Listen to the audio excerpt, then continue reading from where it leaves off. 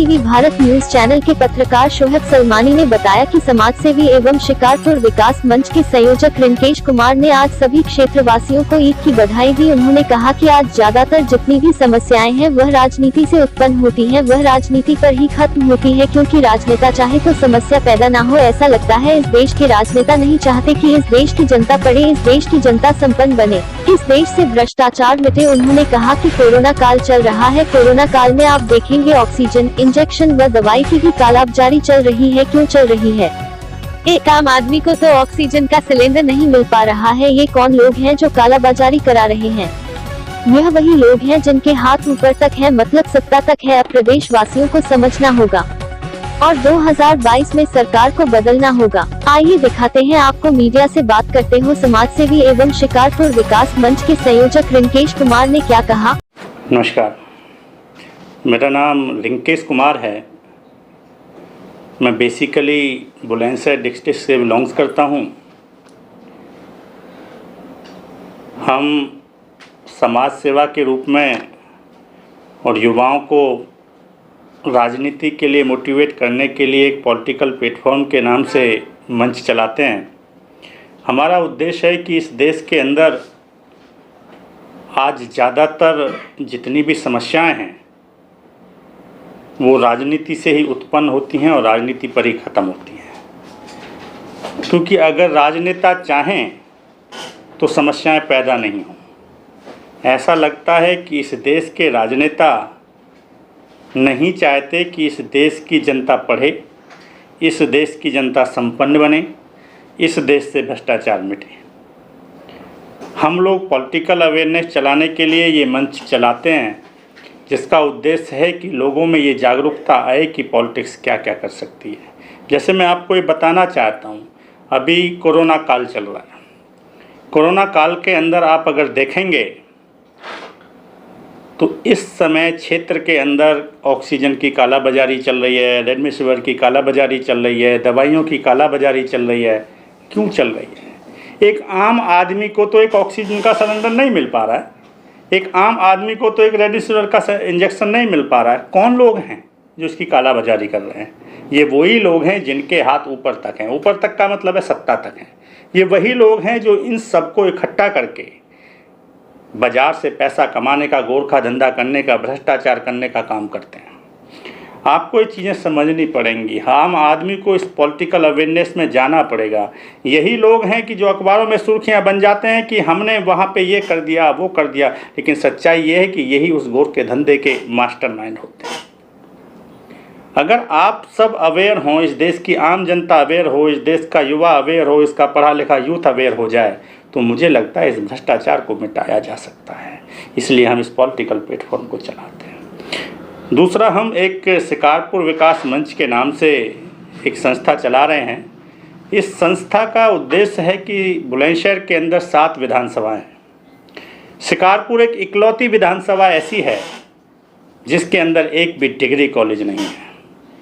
क्षेत्रफल के हिसाब से ये सबसे बड़ी विधानसभा है। 4 कस्बे लगते हैं इस विधानसभाओं में। इस विधानसभा के अंदर 400 के आसपास छोटे बड़े गांव लगा के, मांजरे लगा के हैं, लेकिन आज तक इस विधानसभा में एक सरकारी डिग्री कॉलेज नहीं है। आपको समझना पड़ेगा, खलसिया की लड़की, मैथना की लड़की, हिन्नौट की लड़की, सराबा की लड़की, बड़ौदा की लड़की कैसे बुलंदशहर और खुर्जा पढ़ने चली जाएगी, कैसे वो अपनी अभिलाषाओं को पूरी कर सकते हैं, ये आप सबको सोचना पड़ेगा। आज कोरोना का काल है। कोरोना के इस समय में देखिएगा, आज हमारे शिकारपुर विधानसभा के जितने गांव हैं, हर गांव के अंदर लड़के जो शहर में रहते थे, दिल्ली में रहते थे, नोएडा में रहते थे, गाजियाबाद में रहते थे, मुंबई में रहते थे, वो सब आज गांव में आ गए। क्यों? वो इसलिए आ गए, वो यहाँ गाजियाबाद, नोएडा, दिल्ली सबके अंदर 10-15 हज़ार रुपये की नौकरी करते थे, 20 हज़ार रुपये की नौकरी करते थे। यहाँ का किराया देने के बाद आज उनके पास 1 रुपया ऐसा नहीं है कि वो अगले 15 दिन, 1 महीना सर्वाइव कर सकें अगर उनके पास वो तनख्वाह ना मिले तो। सोचिए, क्या ये 10-15 हज़ार रुपये की नौकरी शिकारपुर क्षेत्र के अंदर, बुलंदशहर क्षेत्र के अंदर नहीं हो सकती थी? अगर वो उस क्षेत्र के अंदर 10-15 हज़ार रुपये की नौकरी करता, घर से आता, घर से जाता, तो शायद वो सर्वाइव कर लेता, बहुत अच्छी ज़िंदगी जी लेता। लेकिन मेट्रो सिटी के अंदर आने के बाद उसके 15,000 रुपये कहाँ चले जाते हैं उसे खुद नहीं पता। वो खाना बदोश की ज़िंदगी जी रहे हैं। वो इसलिए खाना बदोश की ज़िंदगी जी रहे हैं क्योंकि उनके पास साधन नहीं है, उनके क्षेत्र के प्रतिनिधियों ने कुछ किया नहीं है, उस क्षेत्र के अंदर कोई व्यवस्थाएं नहीं हैं, औद्योगिक क्षेत्र नहीं है।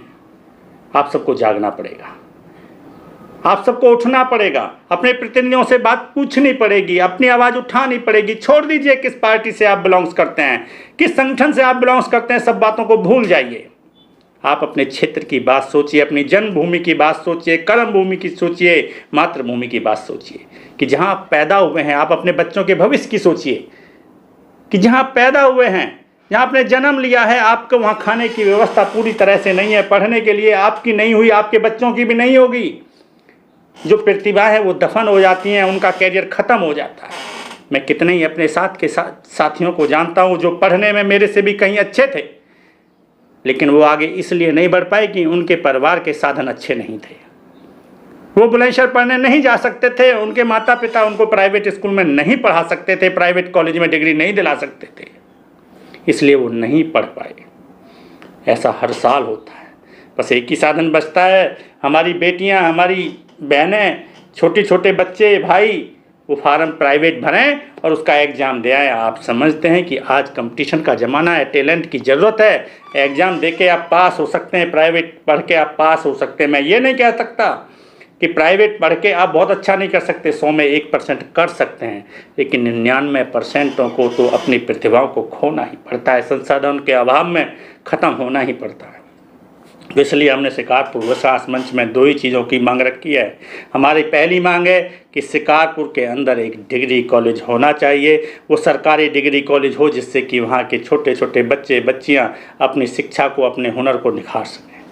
दूसरी हमारी मांग है इस शिकारपुर विधानसभा के अंदर कम से कम एक छोटा सा इंडस्ट्रियल एरिया ऐसा ज़रूर हो जो 10, 15, 20 हज़ार रुपये की नौकरी करने के लिए बाहर जाते हैं, खाना बदोश की ज़िंदगी जीते हैं, उनको वहाँ पर साधन मिल सके, रोज़गार मिल सके। इन दोनों मांगों के साथ हम आगे बढ़ रहे हैं। कोरोना का समय निमटे तो हम घर घर जाएंगे, हर प्रधान को जगाएंगे, हर जनप्रतिनिधि को जगाएंगे, हर एक का समर्थन हासिल करेंगे, हर एक से बात करेंगे, हर एक से मिलेंगे, हर गाँव जाएंगे, हर मोहल्ले में जाएंगे। मुझे पूरा विश्वास है आप सबका सहयोग जरूर मिलेगा। कोरोना काल में क्या कहना चाहेंगे जनता को? देखिए, कोरोना काल में मैं सभी से एक ही अनुरोध करूंगा, और ख़ासकर इस समय प्रधानी के चुनाव ख़त्म हुए हैं, जिला पंचायत और बीडीसी के चुनाव ख़त्म हुए हैं। मैं अपने उन प्रतिनिधियों से जो इस समय चुन कर आए उनसे अनुरोध भी करूंगा, हाथ जोड़कर अनुरोध करूंगा कि यह वो विकराल समय है जिस समय इस क्षेत्र की जनता को आपकी सबसे ज़्यादा ज़रूरत है। क्यों? आप अभी चुन के आए हैं तो आप अपने गांव को सबसे पहले सैनिटाइज करें, अपने गली को, मोहल्ले को सैनिटाइज कराएं, अपने क्षेत्र के लोगों से कहें कि वो कम से कम बाहर निकलें, और निकलें तो मास्क लगाकर बाहर निकलें। अगर आप बिना मास्क के बाहर निकलेंगे तो ज़बरदस्ती गांव के अंदर, क्षेत्र के अंदर अपने लोगों को बीमारी को लाने का एक निमंत्रण दे रहे हैं। तो मेरा सबसे अनुरोध है कि प्लीज़ घर से बाहर निकलें तो मास्क लगा कर निकलें, और बहुत ज़रूरी हो तभी घर से बाहर निकलें, अन्यथा घर पर रहें। जान है तो जहान है, मेरा ये अनुरोध है, जनप्रतिनिधियों से अनुरोध है। क्या कहना है आपका? क्या आज ईद है, मुस्लिम लोगों के लिए क्या कहना है आपका? मैं अपने सभी मुसलमान भाइयों से ईद की बहुत बहुत मुबारकबाद दूंगा, उनको हार्दिक शुभकामनाएं दूंगा। मैंने आज सुबह भी जितने मेरे मुस्लिम साथी थे सबको मैसेज किया, उनको ईद की शुभकामनाएं दी, और मैं दुआ करूंगा अल्लाह से कि हे प्रभु, हम सब में अमन चैन लाए, किसी भी तरह से इस राजनीतिक प्रोपगंडे से हम बाहर आएँ। चाहे वो कोई भी पार्टी है, कोई भी दल है, हमको मिला के बाँट दिया गया है। मैं सबसे अनुरोध करूंगा भाईचारे का इस ईद पर अपने आप में मिलकर एक नया आयाम कायम करें, नई एक लीक बनाएं, नए एक रास्ते बनाएं कि हम सब एक हैं, हम सब नहीं बट सकते हैं, भाईचारे के साथ रहेंगे। ये देश हमारा है, ये क्षेत्र हमारा है, कोई हमें इससे छीन नहीं सकता, कोई हमें इससे बांट नहीं सकता। आपको ईद की पुनः बहुत बहुत शुभकामनाएं, बहुत बहुत धन्यवाद।